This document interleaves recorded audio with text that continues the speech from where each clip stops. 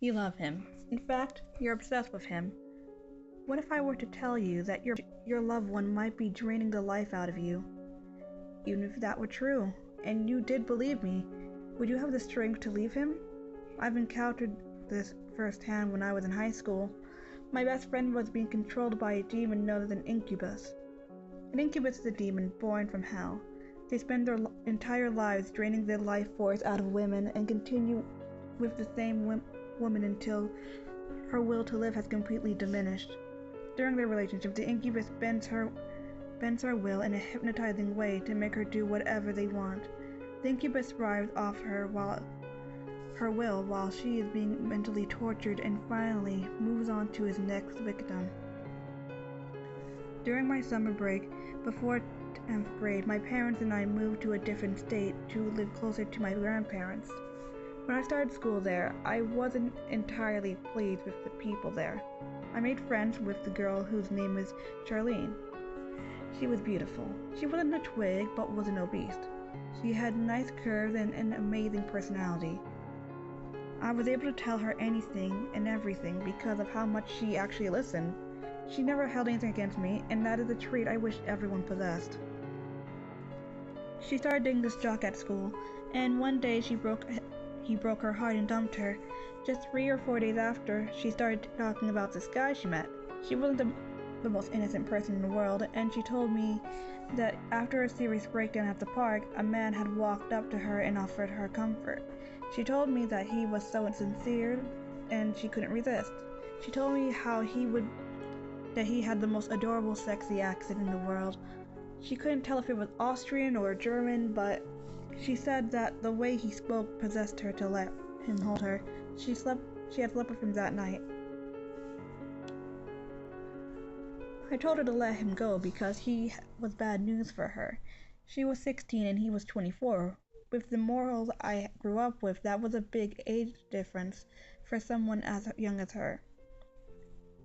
As time went by, she progressively got more and more obsessed with this guy. She could go on and on about how cute his smile was, or how every moment with him sparkled, or how adorable his black hair was. She would talk nonstop about how amazing his cooking was.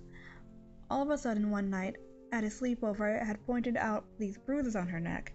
She initially tried to cover them up with her hair and told me she bumped into something. I finally got her to confess that it was from that man.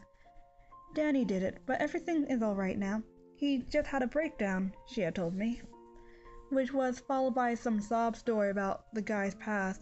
She told me how his father just died, and how his father used to sexually abuse him, but how he was the only person Danny could talk to.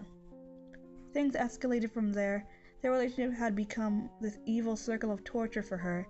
It ruined her to pieces. So she got lost in this dark ballad forever, dancing to his beat. Something bad would happen to him, and she would grow immensely depressed.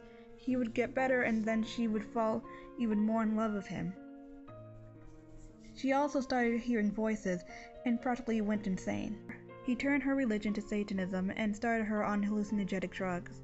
After months of this going on and on, I got in my car and I finally was able to confront this guy. He worked as a chef at some high-end restaurant, and I walked until he got off work before I approached him. He had walked to his car and pulled out a cigarette. I started harassing him about my best friend. I ranted on and on about her to him, and how much I hated him even though I never knew him. I realized after about 7 minutes of telling him how much I hated him, he never even spoke.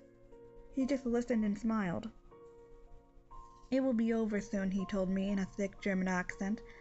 The way he smiled made his features even more sinister. He had some facial hair, long curly black hair, and the scariest thing about him was his vivid light blue eyes. It seemed like they were glowing in the shadows. Before he left, he told me, "And you won't be able to do a thing about it." I couldn't sleep that night. It still haunts me to this day. It was just the feeling he gave me. It felt like he could be that thing staring behind you in the reflection of the mirror. When I did fall asleep that night, I had horrible nightmares about waking up in a desolate hallway, and at the end of the hallway there was a door partly open. I crawled to open it, and my friend is bloody and broken in the bathtub. Her rib cage was ripped apart, and her heart was gone. All over the wall there were numbers written on the wall, 62019. They were still being written in blood, even though nobody was writing them. When the door squeaked from me opening it, the numbers stopped appearing. I could feel something crawling its way towards me, but I saw nothing. I woke up in a sweat to a man standing beyond my bed. He crawled towards me and kissed me on my lips. After that, he opened his mouth, and this screeching bellowed in my ears. I was paralyzed and I couldn't move. The shadow took my will that night and raped me. The next morning I woke up to 12 missed calls from Charlene, showing he committed suicide that evening, after hearing the news that Danny had shot himself in the face. I wish I could have acted sooner. I would have been able to save her.